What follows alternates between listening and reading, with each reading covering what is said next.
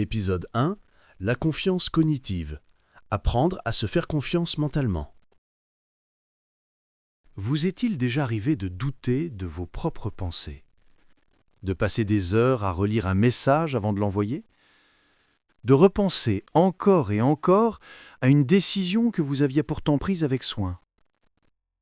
Si oui, cet épisode est pour vous. Parce que la confiance cognitive, c'est cette part de vous qui croit, ou non, en la fiabilité de votre propre esprit.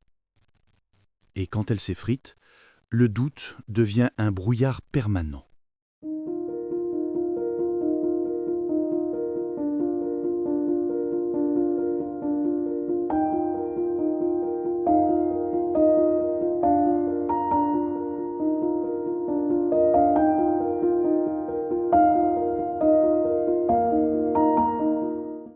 Les amis, voici le témoignage de Margot.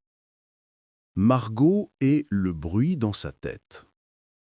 Margot a 34 ans. Architecte d'intérieur à Bordeaux, elle jongle entre clients exigeants, chantiers et une réputation solide. De l'extérieur, tout semble parfait. Un agenda plein, des projets élégants, une vie bien ordonnée. Mais à l'intérieur, c'est une autre histoire. Chaque fois qu'elle doit valider un plan, une idée ou un devis, une voix surgit. Et si tu t'étais trompé? Et si le client trouvait ça banal? Et si tu n'étais pas aussi talentueuse qu'il le croit? Ce n'est pas une voix qui hurle, c'est pire, une voix douce, persuasive, presque familière. Elle s'invite partout, dans la douche, au supermarché, dans les trajets en voiture. Le soir, Margot s'allonge, mais son esprit continue de tourner. Elle rejoue les conversations de la journée, repasse les mails envoyés, analyse chaque mot. Et plus elle cherche à se rassurer, plus elle s'enfonce dans la fatigue mentale. Un matin, elle reçoit un message d'un client. « Projet validé. C'est exactement ce qu'on voulait. » Elle sourit, mais ne ressent rien. Aucune satisfaction. Seulement un bref soulagement, vite remplacé par une autre pensée. Et si le prochain projet se passait mal? Ce jour-là, Margot a compris qu'elle n'était pas fatiguée de travailler, elle était fatiguée de penser contre elle-même.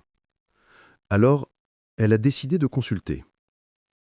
Lors d'une séance chez sa thérapeute habituelle, elle confie, la voix brisée, « J'ai l'impression de penser trop, comme si ma tête ne me faisait plus confiance. » Elle lui répond calmement, avec un regard doux, « Tu n'as pas trop de pensées, Margot.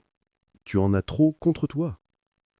Ton mental est devenu ton juge, alors qu'il devrait être ton allié. » À partir de ce jour-là, elles ont travaillé ensemble sur la confiance en soi cognitive, sur cette capacité à s'appuyer sur son propre jugement, sans chercher en permanence la validation extérieure.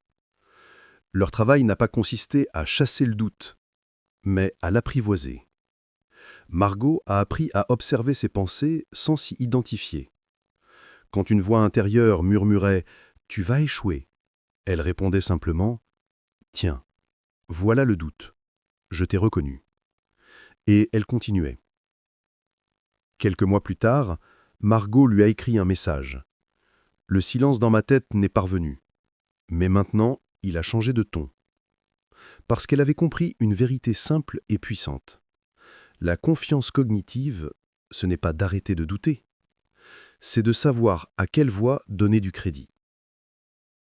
Et puis, il y a d'autres formes de doute. Pas celui qui fait du bruit, mais celui qui s'installe en silence, dans les gestes retenus, les idées qu'on n'ose pas partager, les mots qu'on garde en soi de peur de se tromper. Ce doute-là, plus discret mais tout aussi puissant, il se retrouve souvent chez des personnes brillantes, sensibles, exigeantes avec elles-mêmes. Parmi elles, il y avait Sophie, une jeune femme que le perfectionnisme avait presque convaincue de se taire. Les amis, voici un autre témoignage, c'est celui de Sophie. Sophie et la peur de se tromper. Sophie a 25 ans. Elle travaille dans une start-up à Paris, dans le marketing digital. C'est une jeune femme brillante, passionnée, toujours prête à aider. Mais derrière son sourire confiant, une peur tenace l'accompagne, celle de se tromper. Chaque fois qu'elle rédige un rapport ou qu'elle partage une idée en réunion, elle sent cette tension familière lui serrer la poitrine. Alors, elle vérifie tout, 3 fois, chaque phrase, chaque virgule, chaque détail. Elle relit ses mails avant de les envoyer, puis ouvre à nouveau la messagerie 10 minutes plus tard, juste pour s'assurer que tout est parfait. Mais la perfection, elle le sait, n'existe pas. Et pourtant, elle s'y accroche, comme à une bouée. Un jour, lors d'un brainstorming, son manager lui dit gentiment « Sophie, on aimerait que tu prennes un peu plus la parole. Tes idées sont toujours pertinentes. » Elle sourit, mais à l'intérieur, une voix lui souffle « Et si tu disais une bêtise? Et si tu avais tort ?» Alors elle se tait. Encore. Cette autocensure douce mais constante devient son quotidien. Elle attend toujours le moment parfait pour parler, sans comprendre que ce moment n'existe pas. Un soir, à bout, elle s'est inscrite à un programme sur la confiance en soi, avec une thématique spécialisée pour remédier à sa situation. Lors de sa première séance dans ce programme, elle a murmuré « Je veux avoir confiance en ce que je pense. Je veux oser parler sans paniquer. » La spécialiste du programme lui a répondu doucement « Tu n'as pas besoin d'avoir raison pour être légitime. Tu as juste besoin d'oser te tromper sans t'effondrer. » Cette phrase l'a bouleversée. Pendant des années, elle avait confondu avoir confiance avec ne jamais se tromper. Mais la confiance cognitive, c'est exactement l'inverse. C'est la capacité à avancer malgré l'incertitude. Quelques semaines plus tard, en réunion, Sophie a pris la parole. Sa voix tremblait un peu, mais elle a parlé. Son idée n'était pas parfaite, mais elle a déclenché une discussion précieuse. Et à la fin, son manager lui a dit « Merci d'avoir ouvert le sujet. C'est exactement ce dont on avait besoin. » Ce jour-là, Sophie n'a pas seulement retrouvé la parole, elle a retrouvé sa voix intérieure. Et cette fois, elle a choisi d'y croire. Ce que Margot et Sophie ont vécu, sous des formes différentes, nous le vivons tous à un moment de notre vie. Ce doute qui s'installe dans la tête, qui transforme la réflexion en suranalyse, qui fait de nos pensées un champ de bataille silencieux. Mais derrière ce chaos mental, il y a quelque chose d'essentiel, un besoin profond de sécurité intérieure. Parce que la confiance en soi ne commence pas dans les actes, elle commence dans la manière dont on se parle à soi-même. Alors, prenons un instant pour comprendre ce qu'est vraiment cette confiance cognitive et comment elle façonne la clarté, le calme et la solidité intérieure.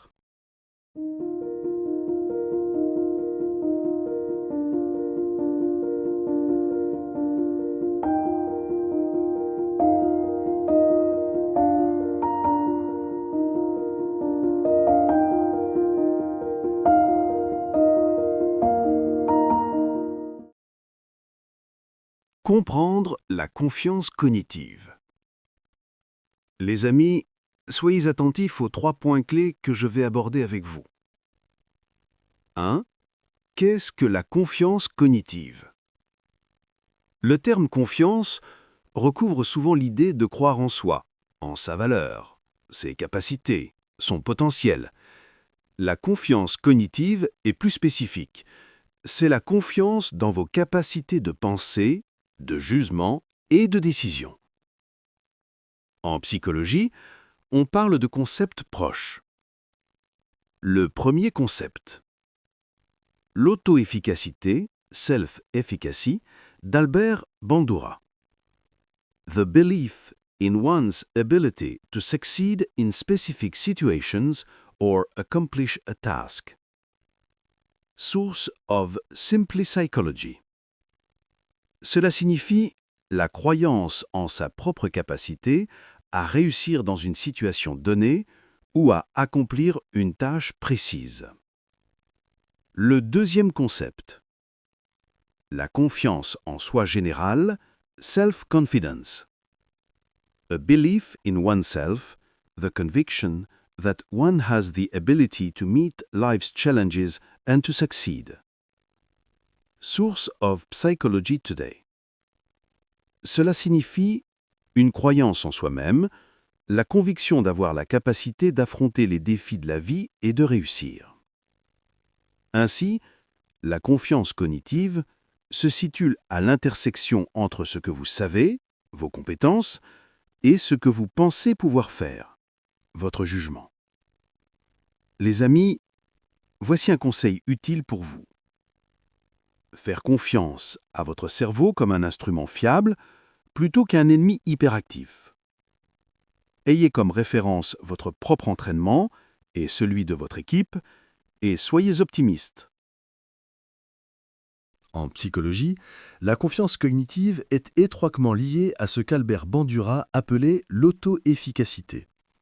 C'est la croyance en sa capacité à comprendre, décider et résoudre par soi-même. Les chercheurs Daniel Kahneman et Amos Tversky ont démontré que notre cerveau ne cherche pas la vérité, mais la cohérence interne. Il préfère une pensée familière à une pensée juste.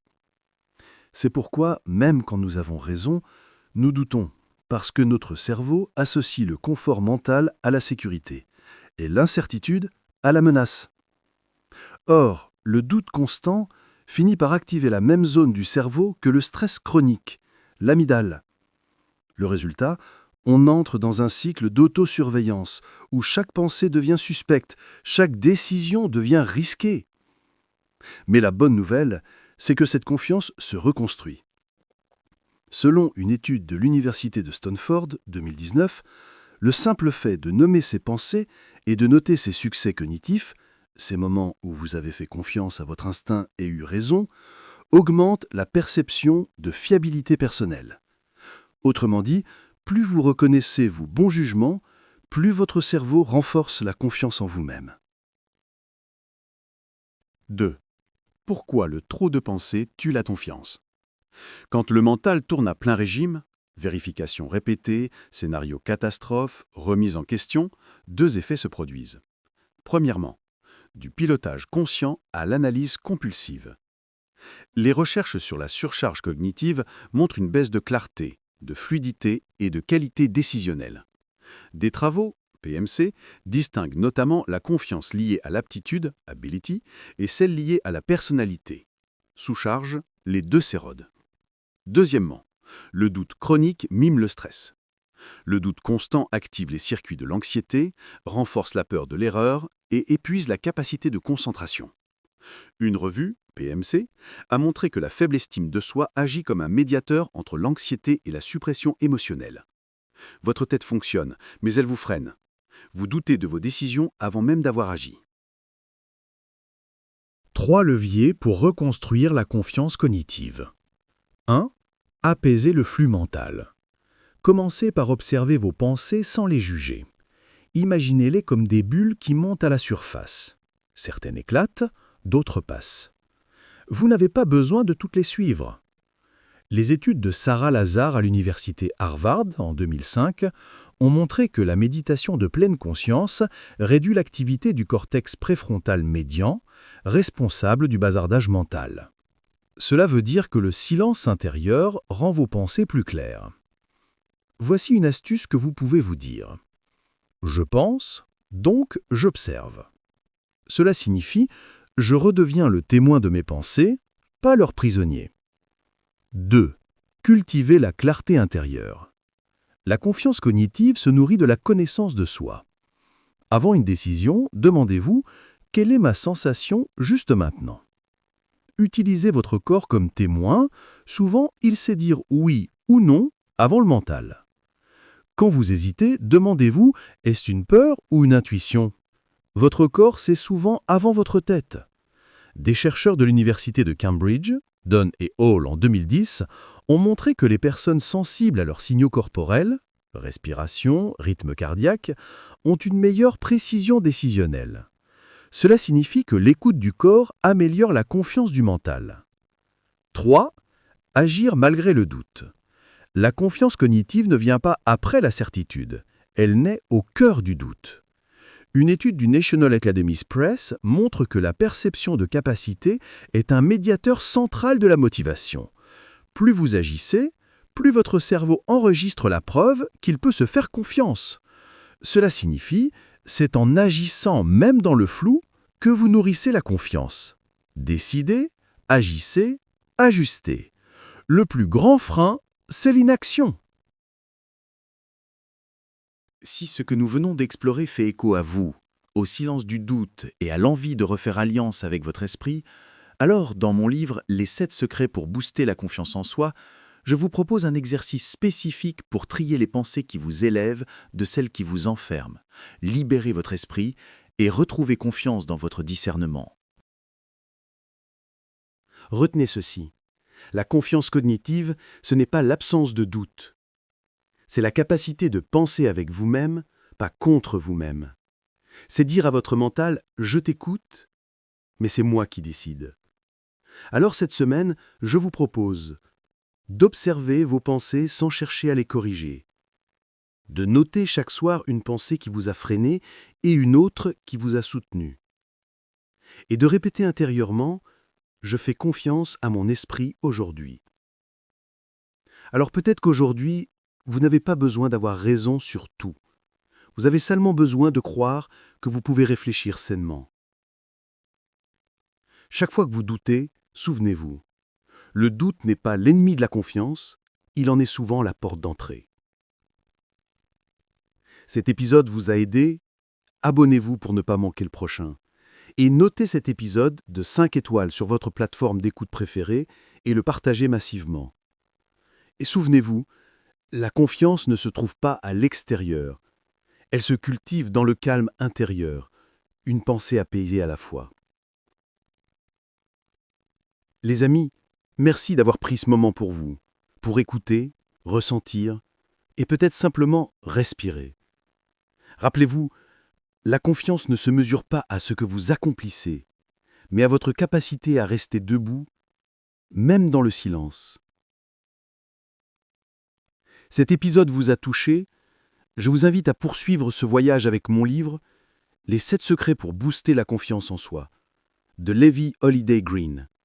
Vous y trouverez des exercices concrets, des réflexions guidées et des pratiques qui prolongent ce que nous avons vécu ensemble ici. Le livre est disponible sur Amazon. Et surtout, souvenez-vous, même quand tout semble immobile, vous êtes déjà en train de grandir.